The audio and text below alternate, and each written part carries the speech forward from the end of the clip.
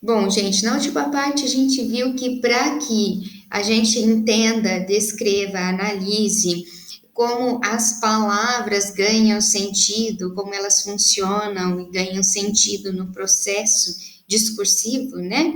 A gente precisa entender, antes de tudo, o processo de escolha e combinação linguística. E o que que isso significa?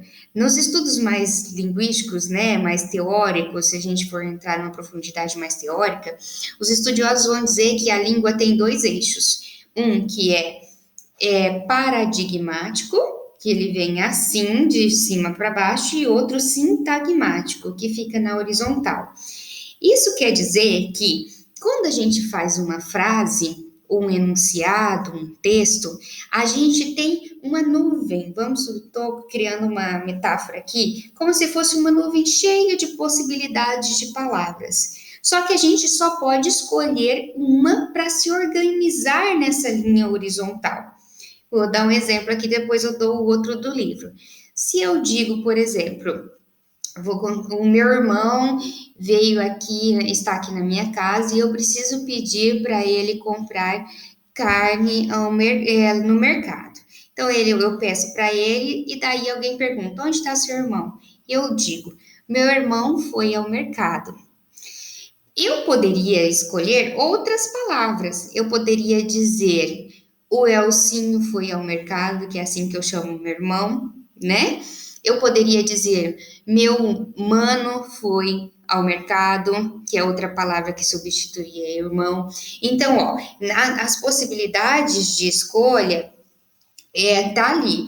Ao invés de meu, eu poderia colocar o só, ou não poderia colocar nada. Tem pelo menos três possibilidades aí.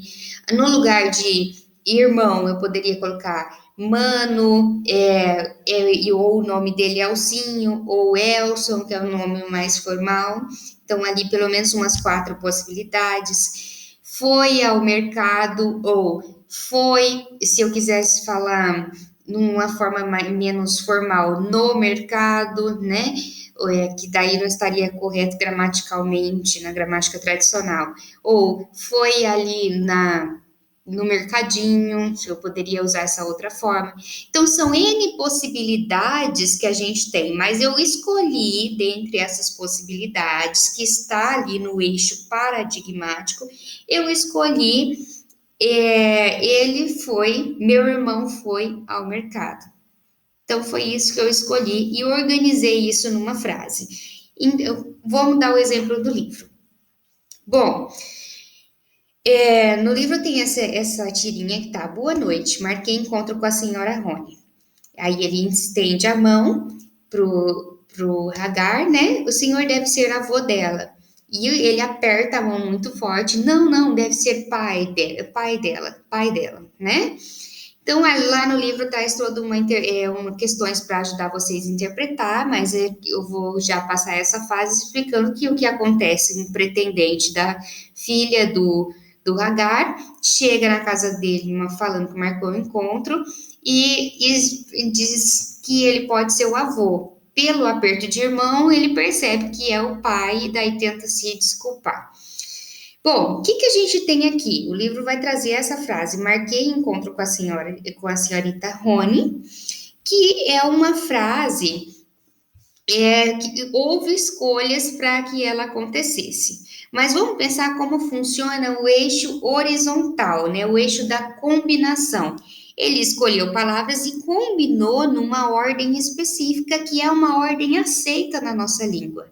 Ele não poderia, por exemplo, combinar essa frase assim: Rony, marquei senhorita, encontro com, porque não faria sentido na nossa língua. Então, a nossa língua predetermina ordens possíveis. A gente só pode combinar as palavras que a gente escolhe em algumas ordens, tá?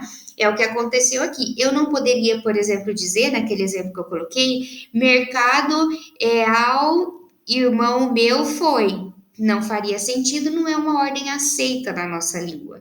Então, essa combinação precisa seguir algumas regras pré-estabelecidas. Bom, só que daí tem o eixo, isso é o eixo horizontal, que é chamado também de sintagmático.